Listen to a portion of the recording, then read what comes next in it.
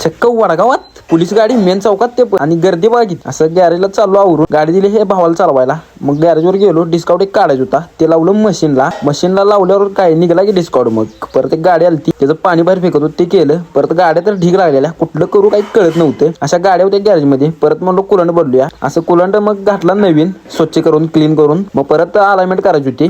मग अलाइनमेंटला असं गन घेतली आणि लावली की चाक असं नट आवडली. परत अलाइनमेंटला ओके करून घेतलं. परत गाडी आली त्याचं वायरिंग तुटलेलं, वायरिंग जोडून घेतलं. असं जोडल्यावर वायरिंग गाडी चालू झाली ओके मध्ये. परत एक तवेर आलती ऑइल बदली करायची होती ते पार्ट आणायला गेलो तो गावात.